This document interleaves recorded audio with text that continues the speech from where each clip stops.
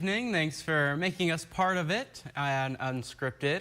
Now, last night we felt very cool temperatures, so we're going to bring in our meteorologist, Ethan Foreman. Ethan, do we expect cool temperatures again tonight? Maybe less cool?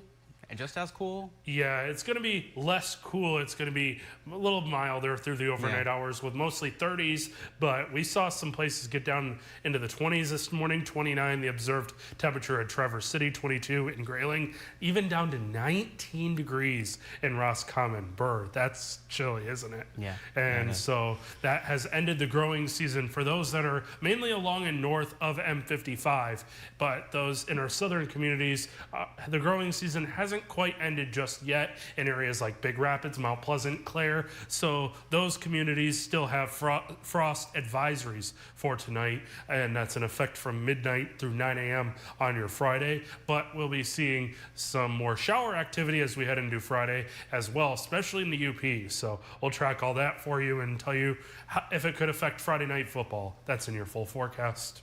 Sounds good, Ethan. I look forward to it. For our top story tonight, the Emmett County Sheriff's Office and Correctional Facility says it is working on a couple of projects to make the communities they serve safer.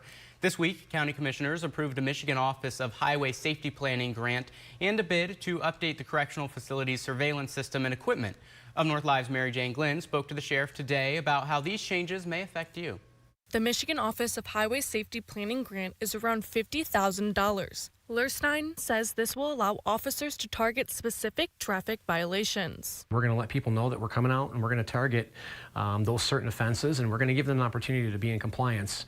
And so when we come out there, and if you're stopped for those things, you can't say that you weren't warned or that you didn't know about the law, because we're going to be honest about it. And we're going to tell people that we're coming out to do those things. Lerstein showed me some of the areas that have reported issues on the Emmett County Sheriff's Office mobile app. We're constantly receive calls from the community, rightfully so, that they're concerned about speed on a roadway or distracted driving, or hey, we're watching several days and I live right out in front of a bus stop and people aren't stopping for that bus. We receive those calls, and we are very limited in how much we can enforce, trying to do our jobs, our dispatch calls and other tasks that we're assigned. So that's why these grants are important. Once we're working on that grant, you're not working on anything else. You're targeting those specific problems. He says they will begin targeted patrols later this month. In a separate project, the Emmett County Sheriff's Correctional Facility will start essential upgrades to the facility's video surveillance system and gear with AI capabilities. This project will cost the facility more than $400,000. It's old, it's archaic, it's a mishmash of several different cameras, and really it's outlived itself. We're constantly having to contact our IT department to come over and get fixes in the middle of the night. Having a geo monitoring system is critical to the safety and health and welfare of everybody here. More surveillance cameras will also be installed to cover current blind spots. That's why we felt we needed to upgrade. There's some other new creative safety features in there that that are just great. Again, it's gonna alert our people in our control room that are looking at those monitors. It's gonna give those alerts that are gonna say, hey, something's happening over here. You might want to pay attention. In Emmett County, Mary Jane Glenn, UpNorthLive News. Keeping things in Emmett County, Northwest Michigan Habitat for Humanity will reach an exciting milestone this month. The final house of the season at its Meadowlands neighborhood in that area, coming soon, will mark the completion of the development. So to talk a little bit more about this, we're going to invite Andrea Jacobs with Northwest Michigan Habitat for Humanity onto the show. Andrea, thanks for joining us. 38 homes in this development, if that's correct. That's a big impact, yeah? It is a big impact. The Meadowlands was our most ambitious project so far, and we're just really proud to have received the delivery of and to set that last house this coming week will be a big milestone for us here at Northwest Michigan Habitat. Yeah, and if we can take a step back a little bit, can you explain how these houses come to be? Of course. Yeah, we use modular home production, which for a number of reasons. Our homes are stick-built houses that are set on a crawl space foundation, but they are built in a factory in southern Michigan, which eliminates the job site to weather exposure. It reduces construction waste, and it reduces time on our build site. And this efficiency allows us to continue to complete homes rapidly in our community, despite sort of the workforce challenges in our region. And can you talk to us a little bit about who is eligible for these homes and how that process works? Sure. Well, the fundamental mission of Habitat is to create and support opportunities for safe, affordable home ownership. So our partners have to be able to qualify for a mortgage. We then work toward affordability, not simply by lowering prices, but by protecting a buyer for paying more than 30% of their household income for housing. And also, if a household isn't housing ready yet, we do have programs to support the journey toward home ownership as well. Things like financial literacy and working with partners in our community that do some credit counseling and things like that. So we do have a lot of the support toward home ownership, as well as those opportunities to align a buyer with a home when the opportunity arises. And when it comes to affordable home ownership, what is the need for these kinds of programs in the area? Oh, wow. I mean, we all feel it. Our coverage area at Northwest Michigan Habitat is Charlevoix, Emmett, and Sheboygan County. And most of our workforce is cost burdened, which means many of them pay more than 50% of their household income for housing.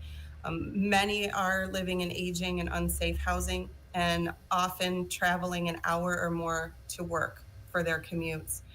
Recent housing needs assessment projects a demand of thousands of new units to alleviate some of those challenges.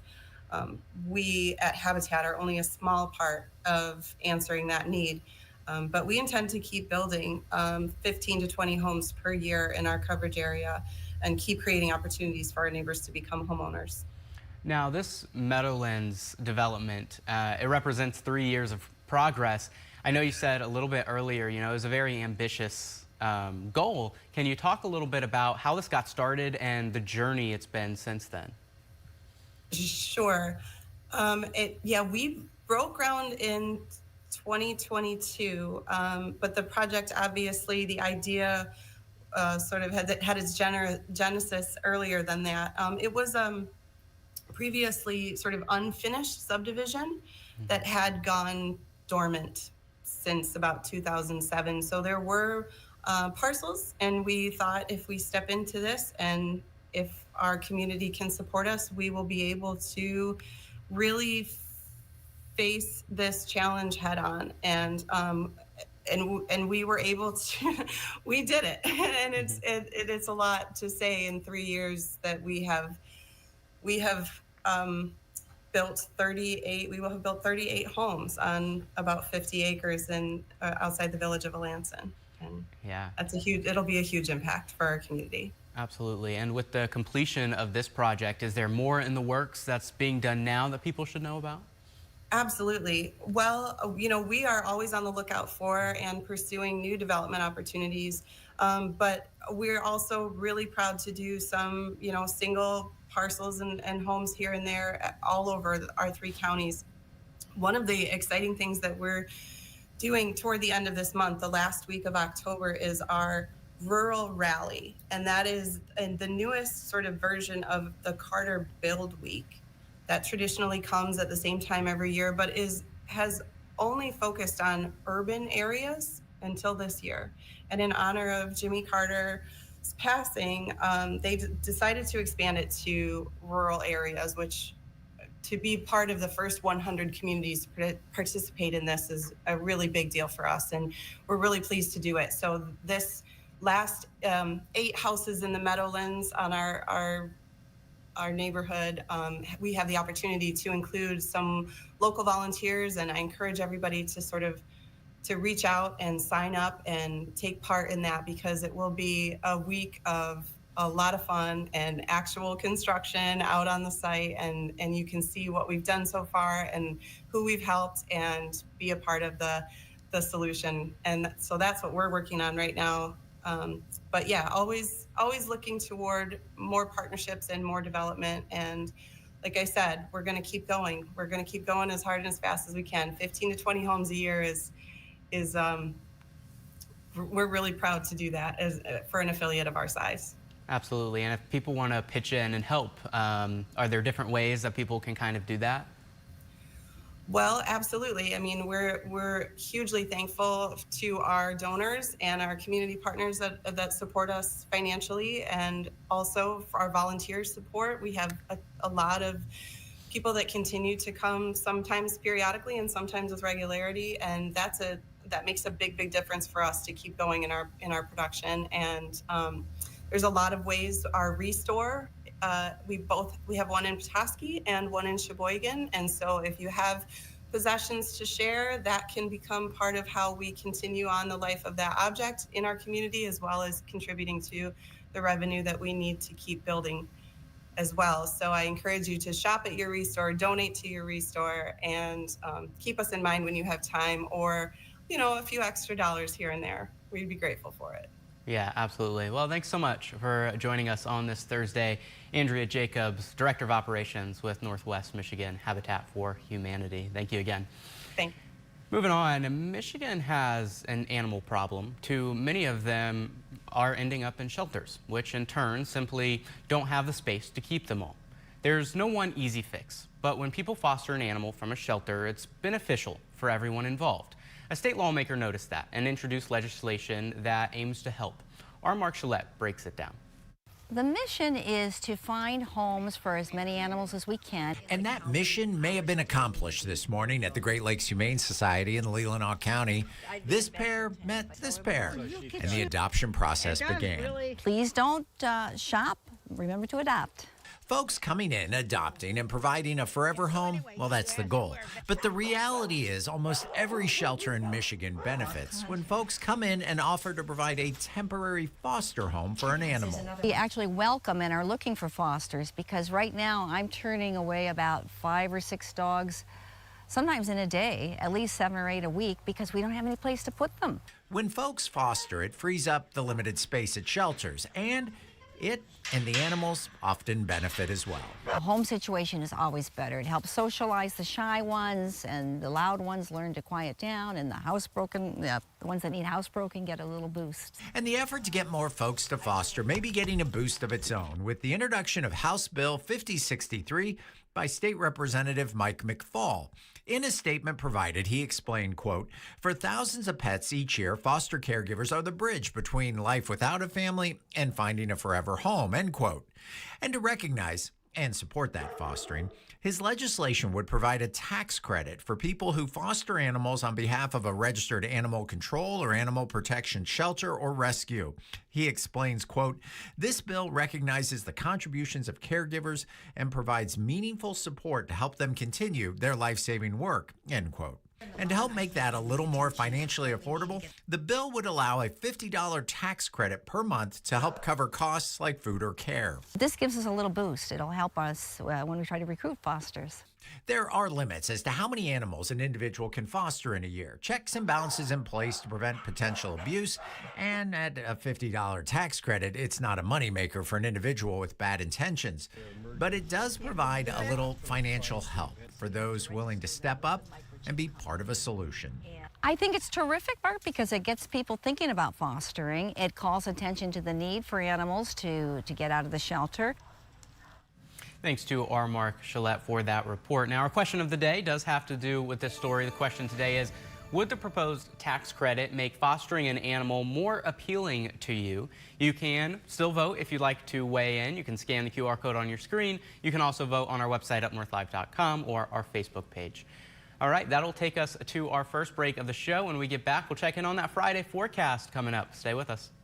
I'm Jada Johnson from Big Boys TV, and the Fish and Game Report is sponsored by Johnson's Propane.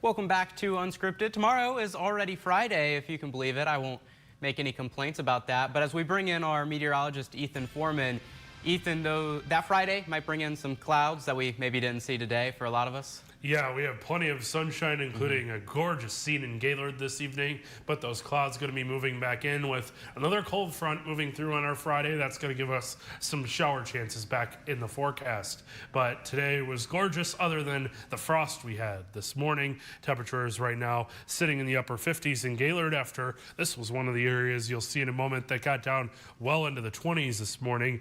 But we did have this drone video shot over Buckley today in Wexford County, some steam over the water there, and then also some beautiful fall colors starting to develop. So very, very nice to see these fall conditions returning to the region.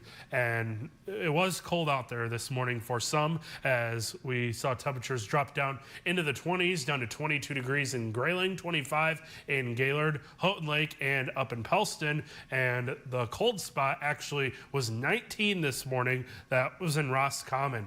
38, a little bit warmer in Mackinac City, and 36 in Charlevoix.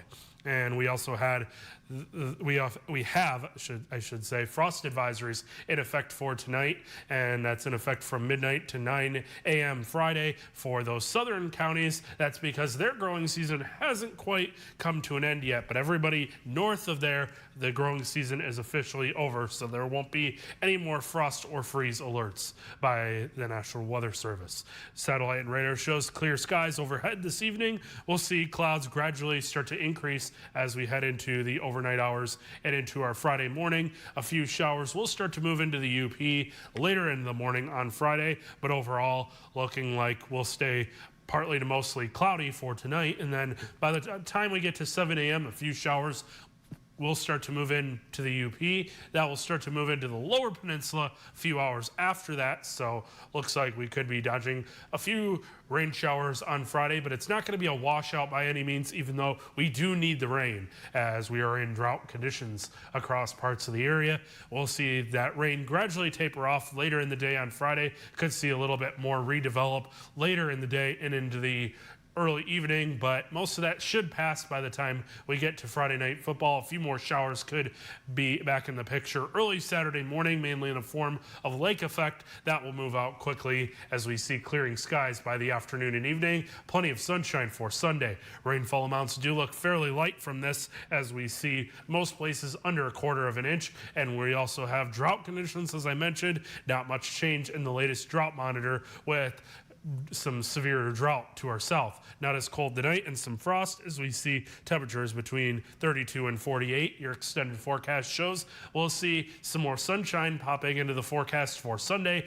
another chance of rain on Monday, and then temperatures pretty seasonal for the rest of next week.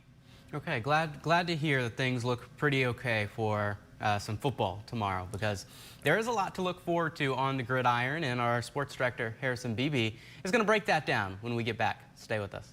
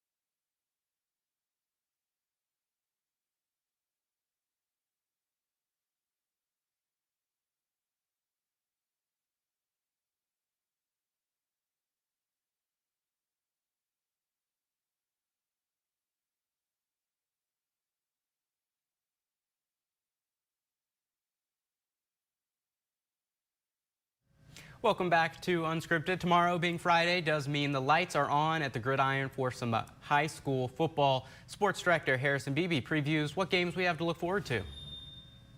The following segment is sponsored by Jimmy John's of Traverse City. Drew, I don't think I'm outreaching my boundaries here and saying one of the biggest games across the entire state is in the Big North Conference this week. We have got two undefeateds. Gaylord visiting Escanaba, one of the best from the northern lower peninsula against one of the best of the upper peninsula. What do you see going down between these two titans of the Big North? Yeah, it's a pretty cool matchup to have 6-0 versus 6-0, and it's pretty rare that you have, a true conference title game, but that's what we get here. Escanaba really spreads the ball out. It's really funny watching them because you can't really pinpoint a star on the team, but this Gaylord team is just resilient. They've won a lot of close games, so I'm really looking forward to seeing how this one plays out. Toski's heading to Marquette. That should be another unique contest in the conference. It's not 6-0 versus 6-0, but it's 3-3 versus 3-3. And at this point in the season, that's almost as big as, kind of going undefeated. It's playoffs on the line here now. You're kind of looking at whoever wins this game might get that Division III spot in the playoffs. With this matchup, we're not talking conference titles, we're not talking playoffs, but we are guaranteeing a victory for either Sault Ste. Marie or Alpena, whichever one wants it more. That's what's on the line between these two winless opponents in the Big North upfront. Yeah, homecoming night in Alpena, so they're hoping to kind of make it, twice as nice on homecoming night. This is one where you should see that Alpena offense, jumpstart at this point in the season, and maybe we'll see a first win come out of it. You can't forget about the Cadillac Vikings. They're going out of conference this week, but it's going to be a big party down there in Cadillac. They're commemorating the 50th anniversary of that huge KISS concert for homecoming back in 1975. So they are going to rock and roll all night and party every day, no doubt. Yeah, this one's pretty cool. I'm sure a lot of the kids had to be explained who KISS is. It should be a pretty good one in Cadillac. Big matchups on the docket. Thanks to those two gentlemen for breaking that down. We're going to take our final break of the show. When we get back, we'll take one last look at our question of the day. There's still time to vote on our Up North Live Facebook page and our website, UpNorthLive.com. We'll take one final look when we get back. Stay with us.